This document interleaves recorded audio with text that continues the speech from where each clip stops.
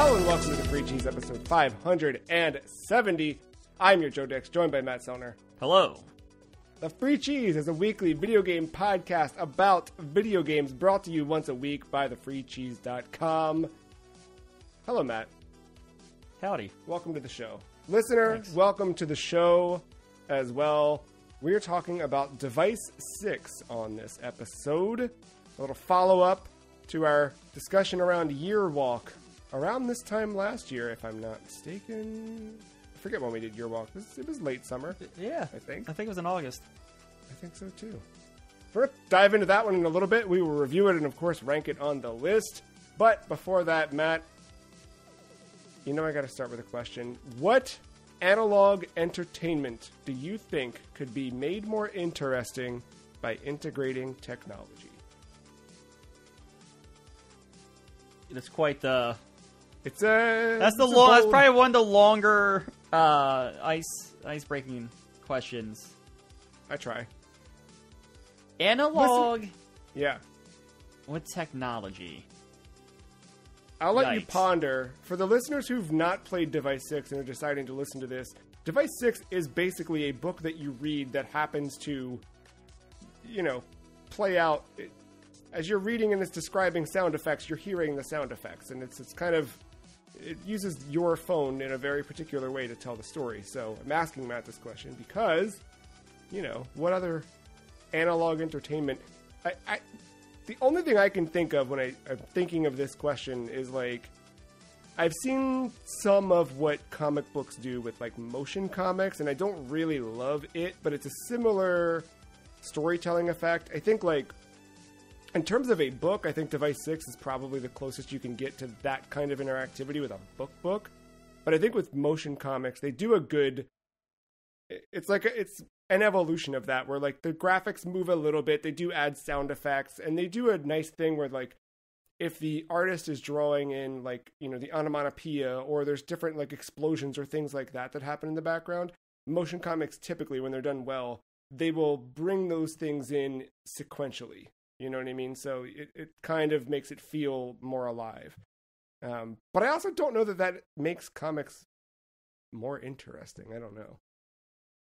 But it's definitely a way to do it. I got nothing.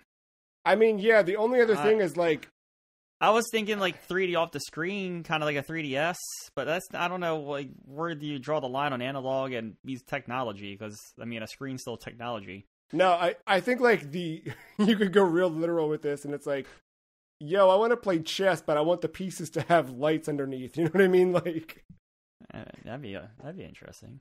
That's not bad. Yeah, light up chess pieces and also the board maybe announces the move that you just made, so you don't have to write it down in a book each time you play. How about checkers, but instead of the pieces being red and black, they're all clear with LEDs, and you can do RGB colors. I like that a lot, yes. And every time you go to king somebody, it plays a Post Malone song for you. Perfect. Yes. Yeah, sure.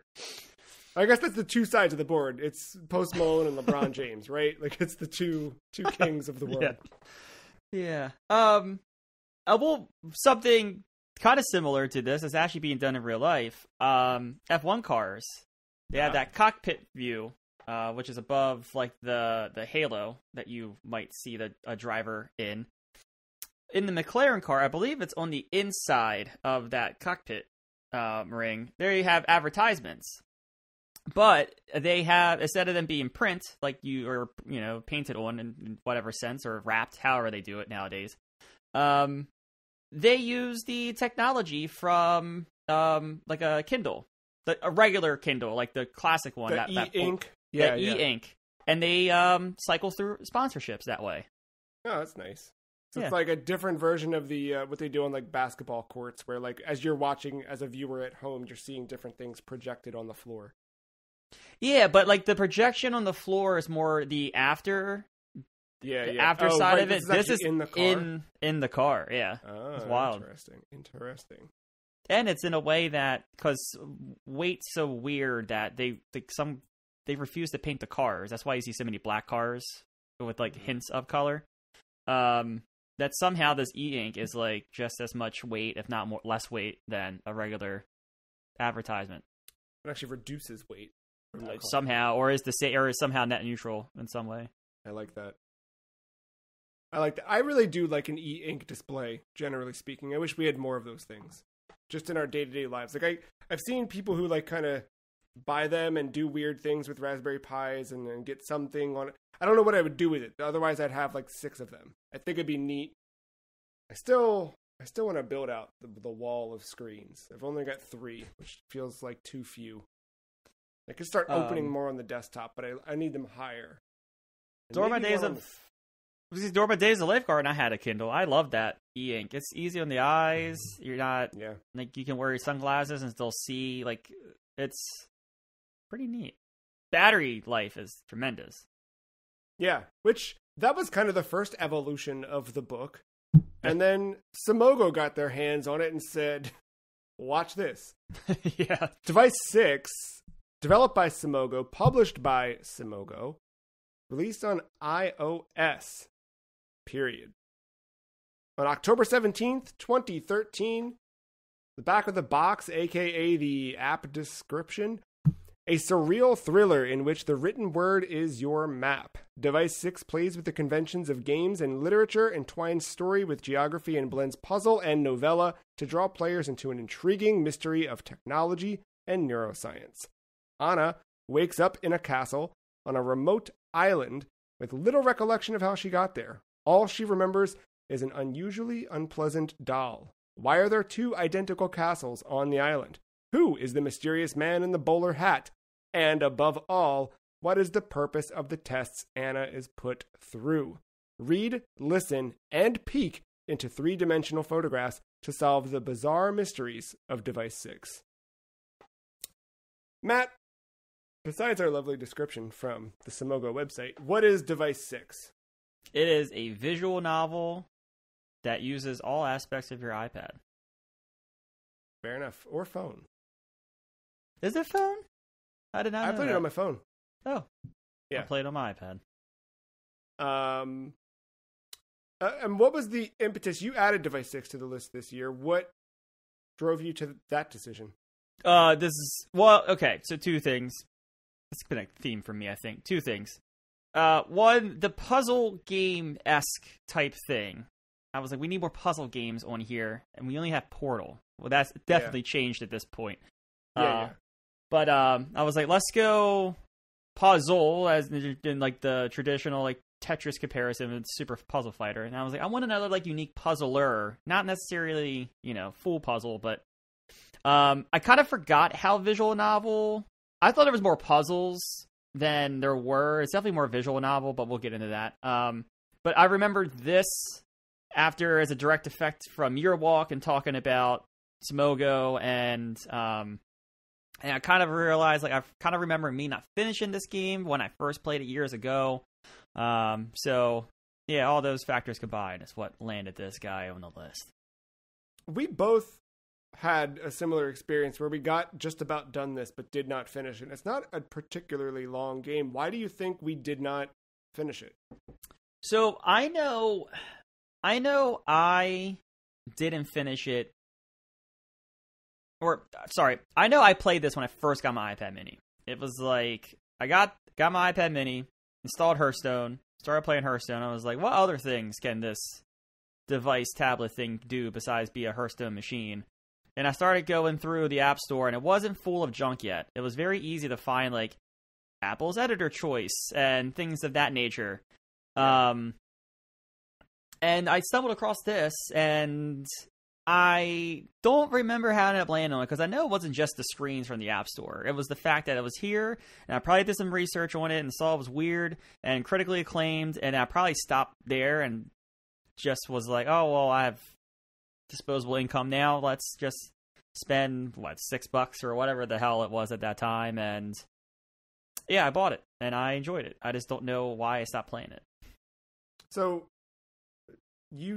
what I'm hearing is you got your iPad, you had disposable income, but you did not spend $300 reading the entire Green Lantern series through Blackest Night and all of the Blackest Night spin-offs and tie-ins in sequential order in a month? No, I did not. Okay. because that was my iPad Mini experience when I first got an iPad Mini, and you could just go through and buy comics in the app, and just like very easily, like you'd get to the end of an issue, and it's like, you want the next one? It's only 99 cents. I sure do. Of course I do. Say less. Yeah. That was Steam that was terms, my that's iPad Mini. That's free. Yeah. Because you round down. You don't. Yeah, exactly. You don't round up in Steam. You round down.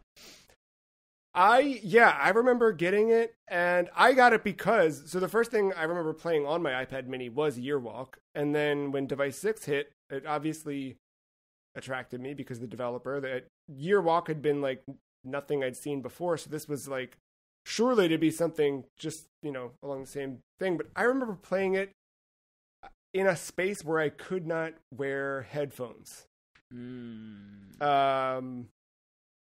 Not like could not, but maybe I just didn't have. I don't know. It was I don't remember, but either way, I did not have headphones. So it was like I'm playing on silent or like really quiet, and I was like, I can't hear it. I'll come back to this, and I just never came back to it. But it is quite short. If you have an iPhone or an iPad, or I guess later this fall, or I guess you can kind of do that now on a Mac. You can do some weird stuff where you can download iPhone apps to run on your Mac. Anyway, play it on a phone or iPad. Yeah. Yeah, because I don't know how you would do some of the turning and stuff on a screen. Yeah. You can pick it up and beat it in a few hours. It's pretty quick. The game itself is broken into 6 chapters. Mainly the first 5 kind of contain full puzzles. The 6th is like an interactive conclusion to the story, and there's an epilogue that then... Are we going spoiler? We have to go spoilers, right? For this one, yeah. So, the epilogue just kind of loops you back to the beginning of the game. That's the game in a nutshell. But it does, like to Matt's point, and like we talked about the opening with the kind of like interactive media, you're reading through a story, and it's neat where like, as it describes Anna walking down a hallway and turning right, the text itself turns at a right angle, and you must turn your phone at that point and start scrolling in the opposite direction. If before you're scrolling from bottom to top, now your phone is horizontal and you're scrolling technically from right to left as you walk down the hallway. But there's audio cues, there's interactive elements like that where the more you scroll, quote, down a hallway, you'll hear something fall from off in the distance. And it really, like, it does, wearing headphones really does help, just because you have a lot of spatial awareness of sort of what's happening in the game and in the world. How else would you describe gameplay in Device 6? I guess, like, the core... Well, go ahead. I'll let you describe. What's your... No, I think, like, visual novel, but each chapter has a main puzzle, and you're interacting... It's almost like you're interacting in the world, despite it being a visual novel. The way the iPads have any twist and turn, and there's different various other things. Like, you'll get to a branching hallway, and you don't choose, you scroll which hallway you want to go into. And then, of course, all the sound cues. You mentioned, like, things dropping in the background, other background noises, things you're interacting with, making noise. But even to the point of just Anna's steps. Like, you hear them as you're traveling down the hallway, and by traveling I mean like just swiping on my iPad, getting to the next line. But no, like, it's the way there's visual cues between some of the like paragraphs or sentences, and those are kind of like, I would say half are like just visual fodder, and the other half are like crucial to you solving the puzzle. And as you read, you kind of draw context clues to how the main puzzle at the end of like the chapter works, and then it requires you to backtrack through and take a look again at those visual novels, much like those visual cues, much like you would in, say, a Resident Evil game where you see a puzzle in a room and you must backtrack to either get the pieces from your chest or go to the room where you might find a note with the answer on it or something like that. Yeah, this reminded me a lot of like BioShock in the way that BioShock presented puzzles. Like, BioShock was narrative first, everything else second. But like this kind of had the same thing. Like they're telling you a story, but you're walking through the world and interacting with it. I think the puzzles themselves, like the way that they're generally, I mean, there's different combinations. Like some of them, you're opening up a keypad and you're typing in numbers to make sure that you're based on, I should say, like hints that you found elsewhere in the stage. At other times, you are, having to line up weird symbols on a screen. Like we both have our little notes and stuff where we had to draw out like, what is the drawing out this like diagram that you see in a mirror so that you can go back to the place where you need to enter it. And or because the way the story plays out, you quickly realize it's like a trial. Or maybe not quickly, but towards the end of the game, I would say probably chapter 4 or 5 is when you start to kind of realize what's happening a little bit. But like you're just hanging out next to the statue that's just talking that says like, in the room of the Renaissance man, a framed number where red meets yellow. It's like, it makes no sense as you're going through, and then you kind of get to the end and you see what the puzzle is trying to have you do. Yeah. And then you start to make sense of things, and it's not like you kind of go all the way to the end, you see the puzzle, and you go, like, you have to read, you have to pick up on the environment, because, like I said, you don't see the environment. It's all in white background text, and there's only a few pictures kind of, like, mingled in between. It's like the Renaissance man and the painting stuff that Matt just referenced. Like, that's something where, as you're scrolling, there's this sort of like cutouts in the pages that like pass by frames on the wall, and like, but that's it. Generally, you're still reading text as you're navigating through. The visuals are very few and far between outside of the way they design the text and move it around. And like, it's generally text based, but then there's always these little like frills and things. And we'll talk a bit more about like the visual look of it, but yeah, there's, accents and color pops here and there, just framing and things like that. Were there any specific storytelling mechanics that stood out to you in the game? Storytelling, not necessarily. I think you think you're just following. I mean, first chapter and then end of first chapter, and then you see it again in the second chapter, and you realize something's weird here. But like, you get to the end of the chapter where it's like, Anna this, and you're solving the puzzles for Anna. And it makes it very much feel like, oh, you're just in Anna's shoes, taking her through this journey. And then you're asked questions as if like you're a participant in Anna's adventure. And then you're taking it back, and then you get your aforementioned plus 100 points. And then you move on to the next chapter, and it's back into what it was before. Nothing's changed. Your decisions make no impact on the story at all. It's all set in stone. But like you're right back into the next phase of Anna's adventure and story.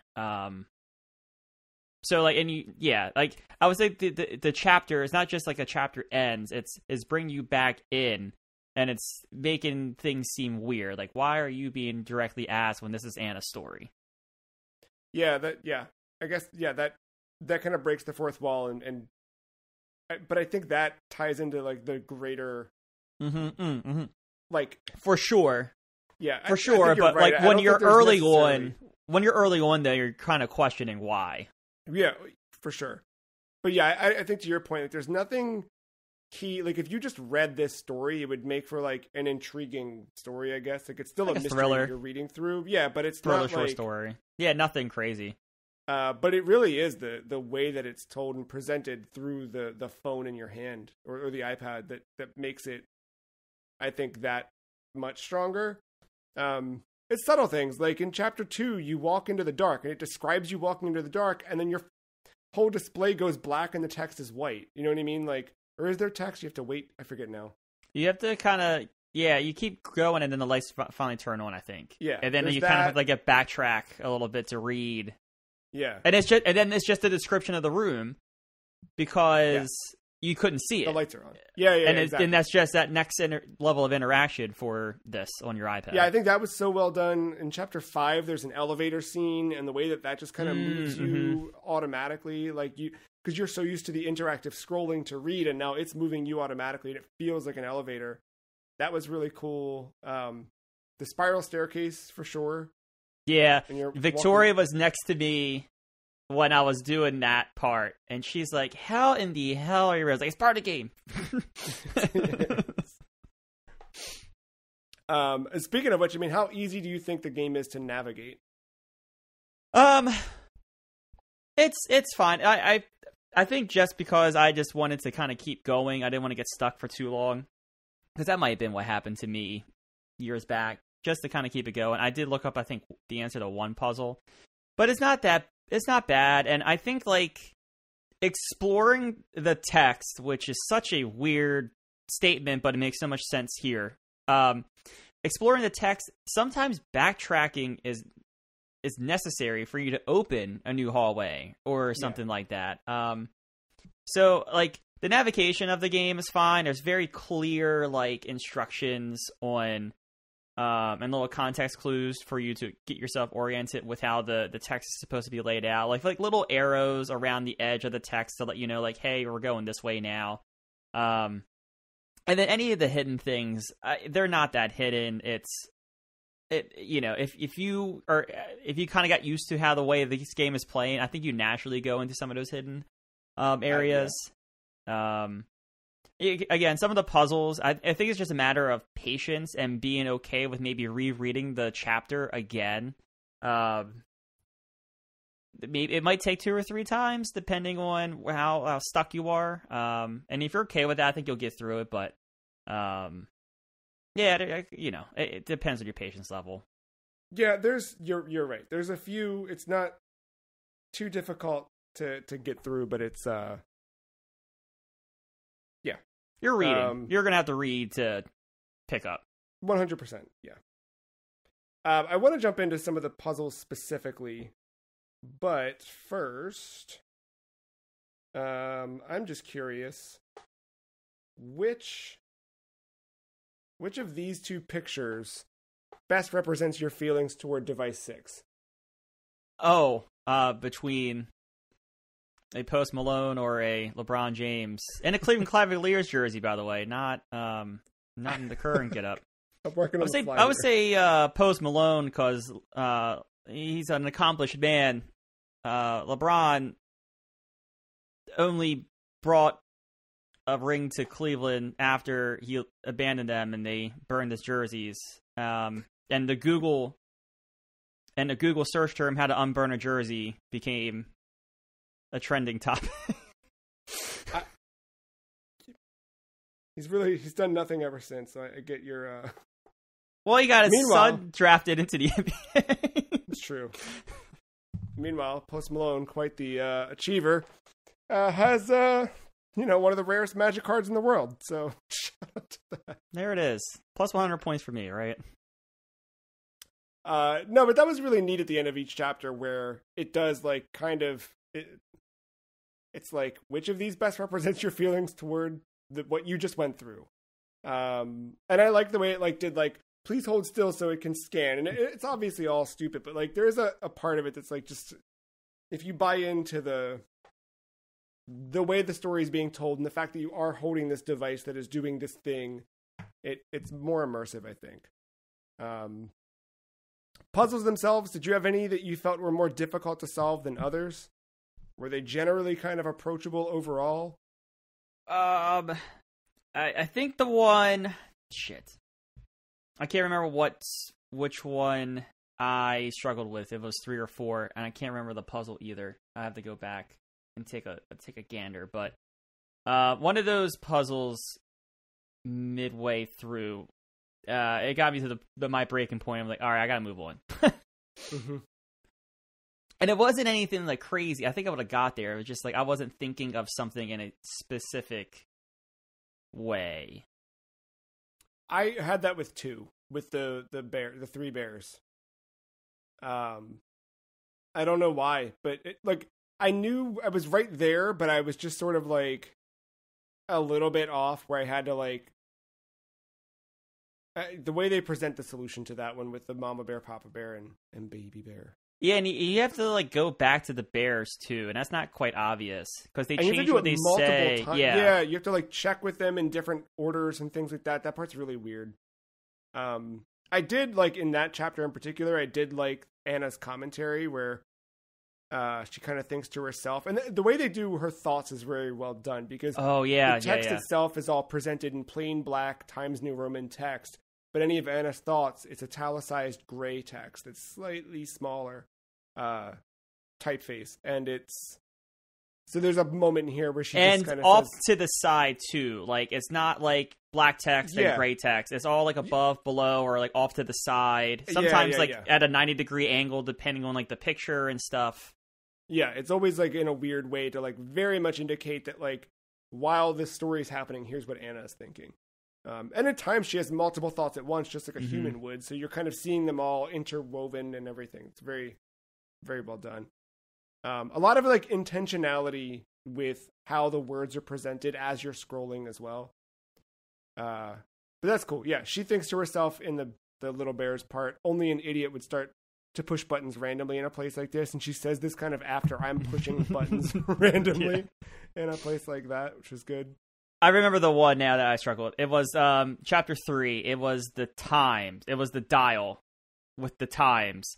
And I was an idiot and wasn't pointing I wasn't flipping my iPad. I was just trying to go straight up. Because it's something to it's like something to the north, something to the south, and I think something to the west, I believe. Yeah, before the hour south, after the minutes east. Yes. And then I was not flipping my iPad to the correct orientation and doing the dial. I was just trying to do it straight on. Okay. Yeah. That was a strange one. They're all kind of like that, where they're like, if you just don't think about it the exact right way that it wants you to, it'll throw you off. I think I had the same thing with Yearwalk as well. But how about the story itself overall? Do you feel like it created a strong sense of mystery? Do you feel like you were engaged with it? Yeah, because I will pleasantly admit I had to look up what the hell happened at the end. Yes. What's your... Well, let's save ending for a sec. But no, mysterious, but it does that thing where you get the lore dump at the very end when something in the thing goes wrong, and I wish it didn't do that. I wish it would maybe like another chapter that played out, like something went wrong in the test there, and the whole chapter is you kind of starting to discover what the hell is happening, so just one big lore dump. All right, let's go. So did you like the ending of the story? Not really. Me neither. I feel like, it needed another chapter, or it needed something different to happen when you replay it. Because as far as I could tell, nothing happens when you replay. It's the same. It's the same loop. I feel like that would have been a more compelling thing, especially with how short the game is, too. Like, if you had to go through it a second time and the story diverges, or, I don't know, something that would have been a little more... Yeah, that or it's a little bit of a cop-out, but like maybe have it a choice where Anna doesn't turn off device 6. Yeah. As a choice, and then that makes her a believer instead of a doubter that got away. Yeah. Or not, I guess. Yeah. I that was kind of like, I thought everything was like, I thought the story was well paced and well told up to that point, and it was constantly like adding and sewing new mystery into it while giving you some clues about what's happening. Just whether it was breaking the fourth wall directly with you as the player, or it was just sort of more of the world around you as being like described and seen. So you're starting to piece together at least like where Anna is and what's happening and who are the players in the story. And then, the ending just kind of, it's like they didn't know where to go with it, it seems. Do you feel like there were any times in the story where it leaned too far into itself? The kind of the idea of the device 6 or whatever, did it go too far?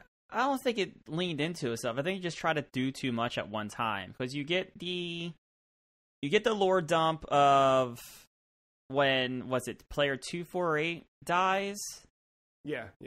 So player 248 dies, and then you get his phone device thing that it reveals some of what is happening.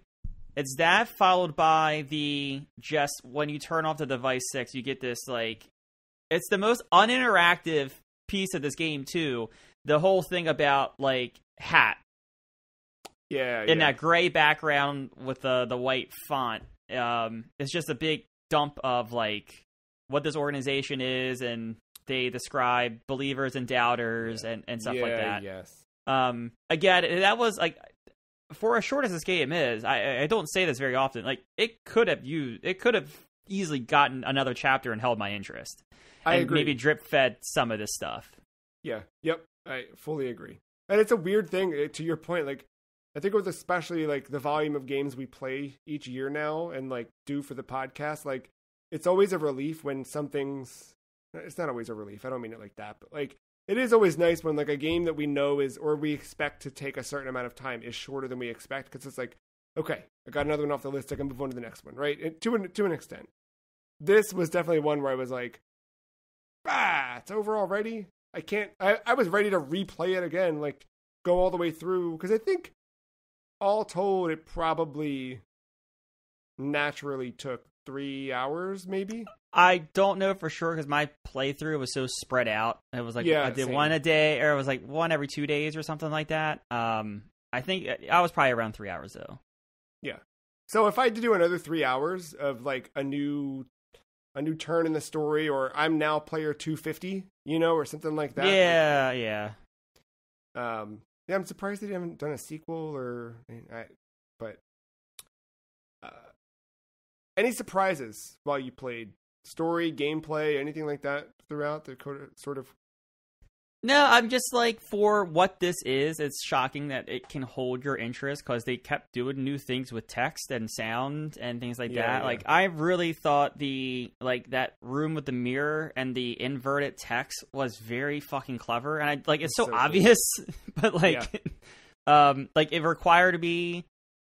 If I wanted to, I could have walked up to the mirror and actually did it. I ended up, like, taking a photo though, and then doing, like, a horizontal flip on it to read. I got myself out of the app, but, like, I thought that was really cool and interactive, and just, again, like, you would think, like, a game like this, like, chapter 1, it reveals his hand, like, it's clever with the sound and the text, but it kept doing new clever things, like, kind of each chapter. Yep. And that's why I think the ending was such a letdown, because, like, it did continue to stair-step itself and, like, just one-up itself each time and add these new, I think, surprises each chapter, right? Like, the mirror's a great surprise. The darkness was a great surprise. The hidden one room, I really liked. There's, like, that hidden room towards the end that gives you what location of a piece of the puzzle for chapter, I think, 4. Yeah, chapter There's 4. that one. Yeah, I forget which chapter it was, if it's the same one or not. There's one where, like, no, it's 5. There's a spot where you walk down a hallway, and when you come back, the text had changed. Right, yeah.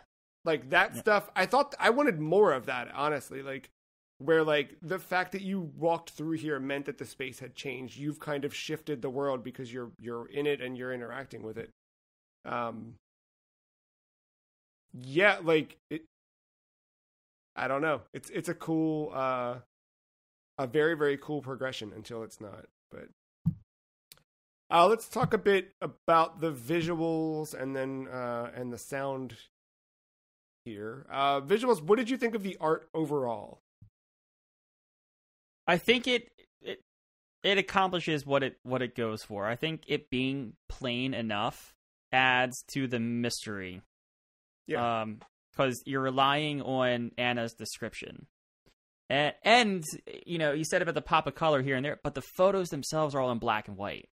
Yeah, the photos are all in black and white. The one thing that does stand out to me that's funny is, like, the photos, like, the pictures of the bears themselves. I forget what else. There's, like, other animal stuff in here, but, like, it all feels very much of that early 2010s era where, like, there were just, like, photorealistic owls on people's shirts and pillows and mugs, and there was this whole sort of like, I don't even know what to call that era of like fashion or like design, but it was like, here's realistic pictures. Like I think I had like a sweatshirt that had like an aardvark or something on. I don't even know what the heck was on it. It was some animal, but it was just like a realistic, nothing special. It was like an otter or something, just like a picture of an otter, and it was just like, I don't know. I couldn't tell you, but like I feel like the like common art you would find, like it was always stuff like that, or like these very much like this style where it was just like,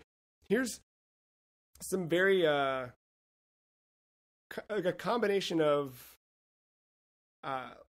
like perfect geometry, like very even clean triangles or squares that are bold colors, some ornate decoration around the corners and edges of it, and then hyper realistic photo of an animal. Like it was kind of like the three things. So like it does feel dated to me in that sense, but it also feels evocative of the time, and it feels like I don't know, I like the way that they wove in color where they chose to. They wove in, because I think even the way they present the text, I would consider like the visual art of this, because it is, I think, telling a story visually and doing stuff with the art.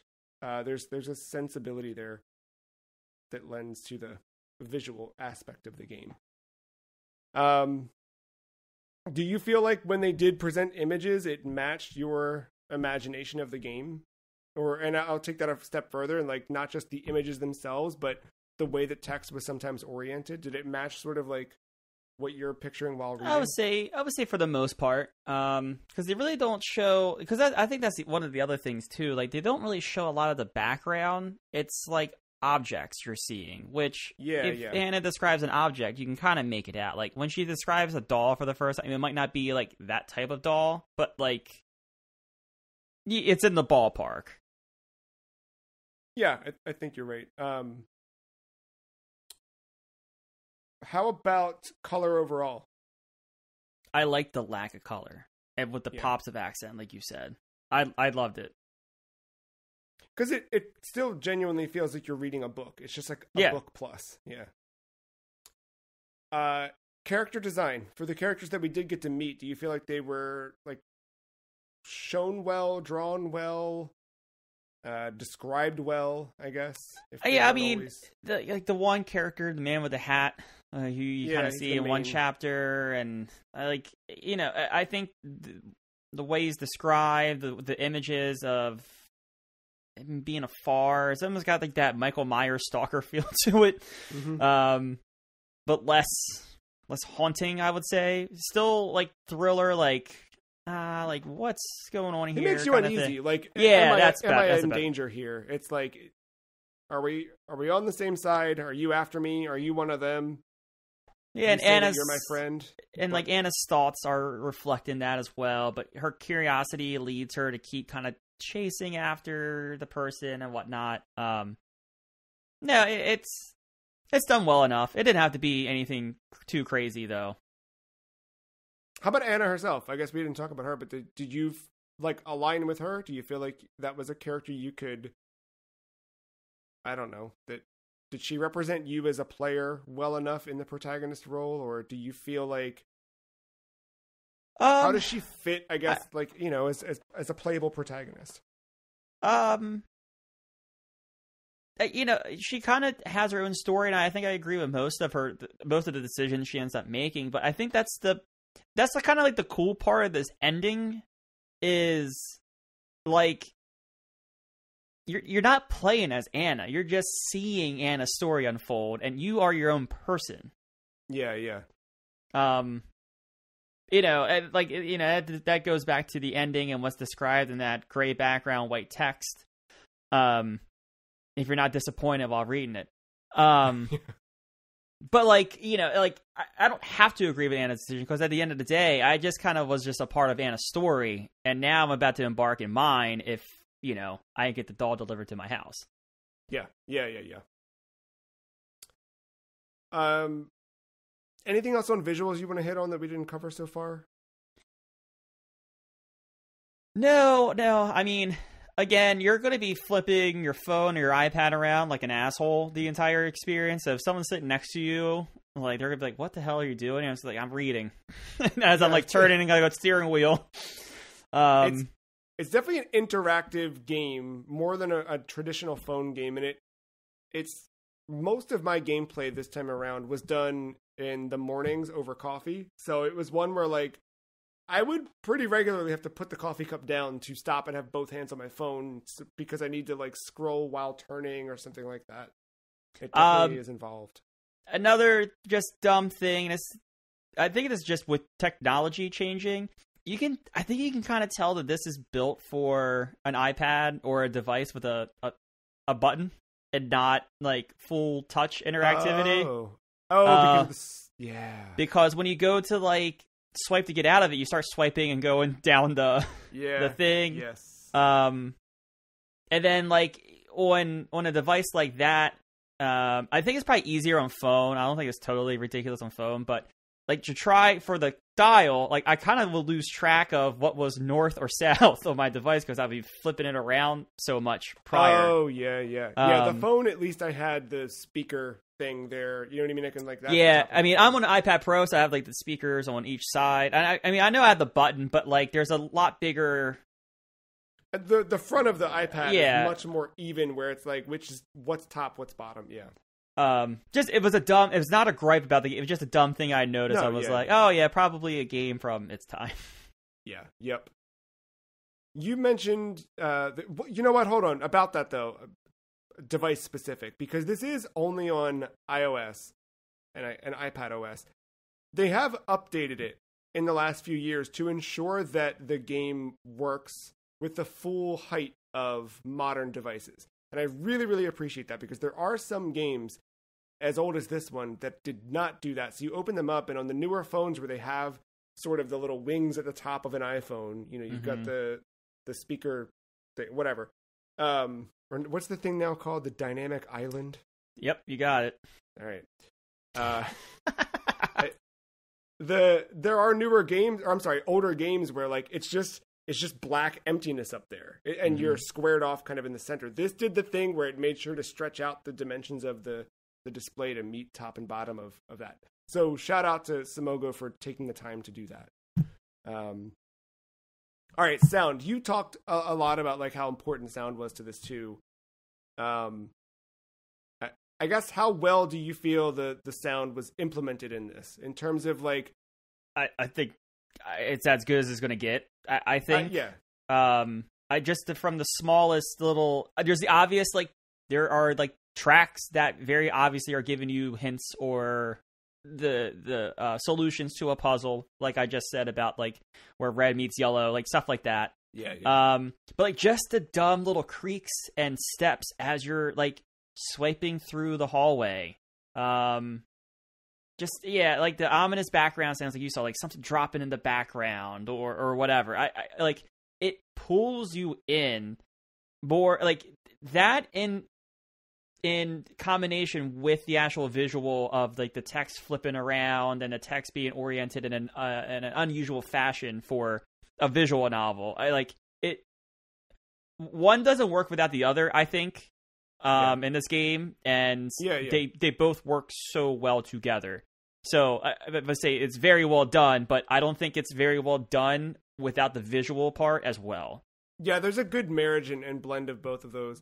I think the other part of sound that I didn't think about until just now, but at least like articulating it, it's they generally can get away with not describing sound because they're just letting sound happen, right? Where normally if you're reading a book, you would hear or you'd read a description, and I'm not going to say it's wasted space in a book, because obviously that helps your imagination to fill it in, right? But it's a line, and this you get to read through just like the core of it so much better, while the rest of it just sort of happens to you. And I think the same goes for the visuals, where like, yes, this does still say Anna walked to a corner of a hallway and turned left.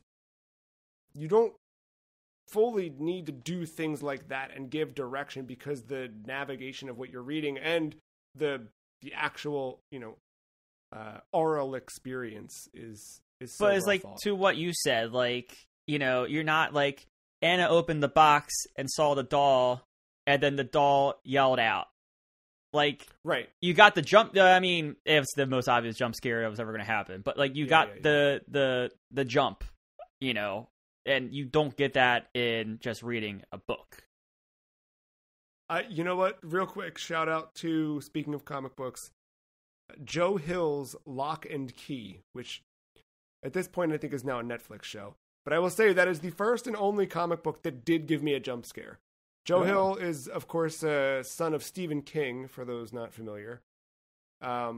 His first book, Lock and Key, it's about these kids in like a haunted mansion or something, and there's a spot. I remember I was sitting and reading it, and these kids are like going into a well, I believe. And I turned the page, and when you turn the page, there's a ghost suddenly standing behind them. And I literally was like, like I gasped, and like I was like, oh my God, like it caught me off guard. So yes, but to your point, like typically in traditional flat, non-interactive media, even in a comic book, which is, you know, pictures right in front of you, but especially in a book, like you're not really going to get jump scares, right? Like you're kind of reading it, and the way you read a book is so different, where you're reading, but you can also sort of like sometimes read ahead and jump back. You know what I mean? Like you're oscillating between paragraphs at times, depending on, I don't know, how quickly and where the way the story is being written and told. But yeah, I think you mentioned it before. Sound is like, it's obviously integral to solving some of these puzzles, and progressing through the story. Is there a spot where you feel like sound could have been improved, or something where it could have complemented the story? I mean, or I'm sorry, where like somewhere where having sound would have added to the story. I can't think of I can't think of one in particular like spot that would like, I wish there was something here. I think once I was along for the ride at a certain point in this game, I was kind of just happy with whatever they decided to throw together. Yeah, and I think like you said at the beginning of this section, you can't really ask for a better implementation of sound in a game. And I agree. I gave the sound in this game a 10 out of 10 in my review. So like this is, I think, as perfect as you can get with sound design and sound implementation. I think it's super, super well done. Ditto, by the way. The what? A ditto, by the way, on the sound. Yeah, dude. I mean, it's perfect. Is Jonathan's song still stuck in your head? No, because it gave me Lockdown Giant Bob vibes, and I think that just ended up getting stuck in my head. I had a really good time with Jonathan's song when you get to that point. It's chapter 5. It's like super happily creepy in a way, and I had the effect. I don't know if you had this. Did you actually sit and watch it play out? No, I never sat there. I mean, I had to listen to the song a bunch because of the nature of the level, but yeah. I did too, but I listened to the whole thing beginning to end. I wanted to hear what happened when it got to the end. I was so curious, like, because it's described as like this animatronic thing, but he's not. He's real, but he's not. But he's. Yeah. I was like, what's going to happen when it gets to the end? Is it just going to start up again? And it does. But I wanted to watch that. So there's the lyrics to the song are scrolling by the whole time, and I just at that point sat back, cup of coffee, and I'm reading, watching, whatever, and enjoying the song. And at the end of it, I don't know if you have this ever, but the text on the screen was shifting around for me, kind of like if you watch the credits after beating a game or watching a movie, and then you go back to the main menu or something, and the whole screen's just moving vertically because you've been staring at text scroll the whole time. I had that with Jonathan's lyrics, where like I'm looking and all the words were like, yeah, wibbly and wobbly. Well, we're going to get ready and rank this on the list. Listeners, feel free to queue up thefreecheese.com/the list. Before we get there, though, Matt, what's your final verdict on Device 6? I think it's like one of the most must-play iOS games. I think it takes full advantage of the platform it's on. And anyone who's just slightly, I think anyone should play it. I think truly it's a game for anyone. And once you kind of get into it, I think it's an easy sit and just maybe one or two sittings finish it. Yeah. But like, anyone that's a slight fan of visual novels, it's worth looking at. Yeah, and I think like the other thing too, like visual novel as a genre is so often like I think associated with choice, and like you must make these choices, and this is like you're still doing that to an extent, but it's not like a traditional visual novel where you're given here's two text options, move your cursor between both and pick one. Like this is more interactive choice making and on the fly things. Is there anything you wish this game did differently? The ending. Yeah. It's kind of it, man. It's so well done otherwise. And I wish we had like a second quest that did a reshifting of the story, or gave you a bit more of that like narrative through play. I think would have been better. What can other games learn from Device 6? Like, it's so hard, but I think it goes back to like your icebreaker question. Like, how can he break the ice or not break the ice, but like, how can you look at your genre differently? What mechanic can be a curveball in your genre, and can it make sense? Like, if you told me before playing this game that like there's a visual novel out there that makes you turn, or there's a novel out there that makes you turn your book upside down and left and right, and you have to read in a certain, I would be like, what the fuck is that? Why are I doing this? That makes no sense. But like once you see it and you experience, well, more so once you experience it, like it clicks. Yeah. I think I wish there was more outside the box thinking like that. Like there, famous streamer, I think. What's his name? The first guy that went to Mixer before Ninja, or the Shroud. Someone went to Mixer with Ninja, and I can't remember what order. Yeah, but I think like I don't know. I had no idea how this thing's going to turn out, but I heard rumor on the street was he is making a first-person shooter, like a Rainbow Six-esque Valorant one. Round base, but they're doing something where there's two characters involved and you control both of them and you go in and out of them for peaking advantages and stuff like that. Interesting. Different spin on the stale genre. Genre is starting to go stale, but just has many IPs that's just going in. I mean, like, I think you can get even more creative than just two. You control two people, but like that's something where that's the first time where I heard a round-based shooter, something like that, where I was like, how does that work? And I would like to see how that plays out. I think that's exactly it. It's how would that work when you have to ask yourself that, like, wait, what? How do you do that? Like, I think that's a great thing to learn from Device 6. I think you mentioned it before, but like this so wholly takes advantage of everything that the platform has to offer. And I think that's something key to this game's success. It's a downfall, and I think a detriment that we have now where everything is available everywhere. And of course, financially, that needs to be the case because you've got to make back the money for development costs. So put it on everything. And also the architecture of all of these different platforms is so similar that it's so easy relatively easy to port across them, right? But I think we do lose, and we've talked about this before about like the sort of like ubiquity in hardware has meant less special or experiences that you can only have on something. The only exclusives now are exclusive because of intellectual property ownership or something like that. It's not really because, hey, we can only build this game for the Nintendo 64. Or whatever. Yeah, the only place you're really getting at is like first parties, and even that's like loose. Because that stuff's then ported to PC, and I would think I think something like Astrobot that's about to come out, like that has potential to be like truly unique on PlayStation with the DualSense. I never played. I keep saying I've never played it. I need to play it. That Astrobot game that came with the PS5. That's free, Playroom. But I like.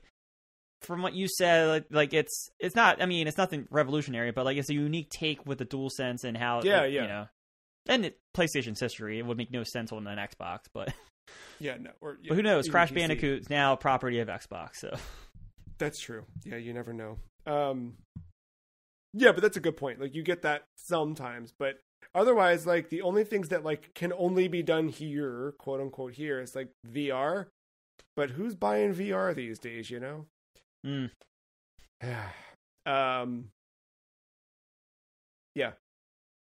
All right, let's rank this thing. It's pretty good. I know. My one problem, I think I like Year Walk better. Ooh, shoot. I know. That screws up everything. That throws everything off, dude, because I'm going to show you where I was. If you can I know. See where yeah, like I think I'm up there too. Maybe, Undertale. It throws a wrench into things, me personally. But, like, yeah, I was, when I did my score, I'm like, oh boy, are we top, maybe, I don't know, I said top 10, looking at it, I don't know if we make top 10, but, like, are we up there again? And then I'm like, well, I'm thinking of direct comparison. I was like, oh, well, I definitely like Year Walk better, but I think we were, like, high on Year Walk, and I looked, and I'm like, oh. Yeah. I have no problem putting this above Year Walk, just with the caveat of this recording saying I like Year Walk better. But I think I like it better, though, because I like the aesthetic and the horror, like the weird gothic horror I approach. agree, yes. I think it's more in my wheelhouse. I agree. This is not like my flavor, so to speak. Like that, this kind of like... It's like that Knives Out, like, murder mystery-esque type thing. Yeah, You've done it. It's got some of that, like, 60s spy TV show thing going that for too. it. Like, and it's funny because the two things that I saw as, like, direct influences on Device 6 that I don't know, I should have read a bit more about Simogo's development on this, but the two things I saw as the most obvious influences were Cowboy Bebop, just in terms of visual presentation. If you look at the opening to Device 6 and the intro to Cowboy Bebop, or if you've not seen Cowboy Bebop, Venture Brothers ripped off the Cowboy Bebop intro. So if you know the Venture Brothers intro, you know the Cowboy Bebop intro. Either of those two. But also that was a throwback to, like, Get Smart or one of those things. Anyway, that, and then the novel House of Leaves. Did you ever read House of Leaves? Horror novel. Yep. It is the one book I still don't think it's available digitally because it does a lot of the Device 6 stuff in an actual novel. Like, you are physically, there's a spiral. That's everything I was saying. Yeah, it's so I bet they were inspired by that, or maybe they weren't. I don't know, but yeah, to your point, like, while I can see where the influences came from, like, Year Walk is much more my vibe. But to that point, like, Parasite Eve is much more my vibe than Hotline Miami. But objectively, I can put Hotline Miami where we have it on the list versus Parasite Eve. Although, as we review and revisit once a week here on this podcast, this list sucks. We've got things in the worst spots. This list is so fucked. So bad. And if you hate the list, come back at the end of the year when we get weird with it and we Where's even more move fucked? It around. Yeah, we don't move the list. The list stays because the list is as it should be. But we play with math and see how things could go on the list if it were different. If we didn't rate this, like, funny if we go back to that. If we go back to that episode where we did some of the numbers for, like, our rankings, if we pulled them personally, Year Walk was, like, the one that would have moved up the absolute most. Is that? I remember that. I don't remember the exact, like, how the numbers fell or whatever, but that was always the one that was, like, we ranked it too low based on feeling, and our scores and stuff brought it higher. That's really funny. I'm guessing that was the end of season 11, right? Getting there, yeah. Because, like I said, I think we were, like, August there, right? Well, I mean when we did the re-ranking stuff. Oh yes, it was at the end of last year. Yeah, hold on. I'm looking real quick at... It was one of our two conclusion episodes, because one of them was, like, more, like, our personal, like, what we played on the side, and then, like, our, like a reflection on the list kind of thing. I just forgot which one was which. It was episode 536, our season 11 finale, part 1. We re-ranked them using a web-based tool. And yeah, for Mark, Year Walk jumped up to number 14. This is when we re-ranked them like that, not just with math. I don't have the No, math but scores. I pulled our personal. Remember, I like pulled our personal ratings aside and like re-ranked them Yes. based on pure just our scores. Oh, I have that list below. Here it is.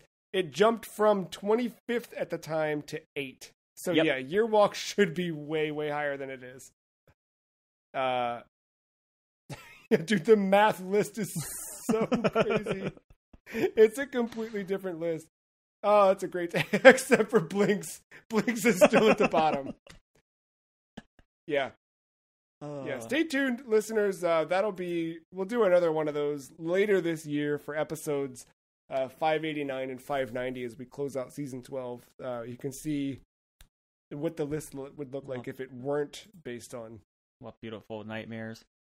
Idiocracy. So all right, then in that back case, to do we it. put this above Downwell? Yeah.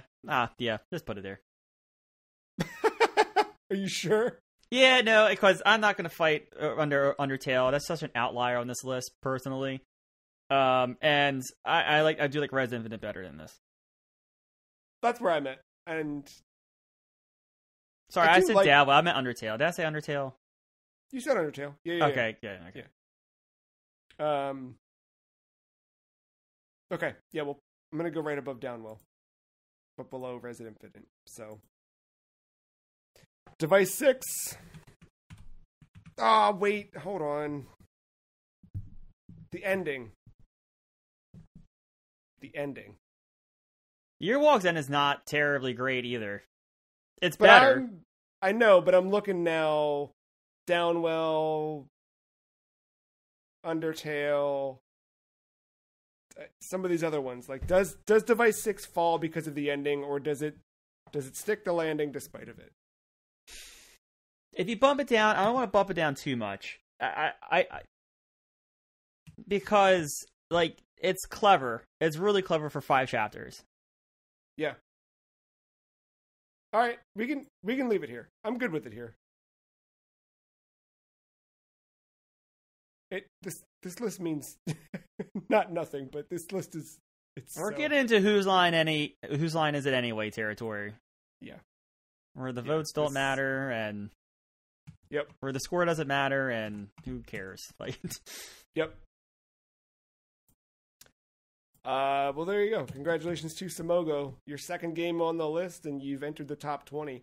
With that, Matt, not to peek ahead too far at season 13, but do you personally have any interest in checking out like Sayonara Wild Hearts, or what's the new one, Laura Lee and the Laser Eyes? I forgot about Laura Lee and the Laser Eyes. So Yeah. yes there, but I believe I said yes last year when we probably asked the same exact question. About Sayonara Wild Hearts. I played the opening bit of Sayonara Wild Hearts, and like it did not feel like a Simogo game to me, and like it didn't have what I was expecting. But I do like that conceptually, like they seem to keep taking that idea forward of like what can we do differently. And in this case, they just made an entire pop album that is a video game, which is kind of sick. Laura Lee and the Laser Eyes was getting like a lot of that sort of, I don't know, man, like gamer buzz this year. I feel like I kept seeing like a lot of people talking about that, same way that like Animal Well was being talked about. It was like that kind of thing, like you're not a real gamer if you didn't play this. So take my gamer card and black my eyes, I guess. Device 6, the new number. What? This is like, you're not a real gamer. Who cares? Oh, you remember what it was like to be 18, don't you? Yeah, I do. And I don't miss it. No. Nor should you. Well, there it is. Your new number 18, Device 6. We'll be back next week with the second part of our 2-part Tetris Effect connected discussion. Until then, thanks, listener. Thank you, Matt. See you next time. Bye.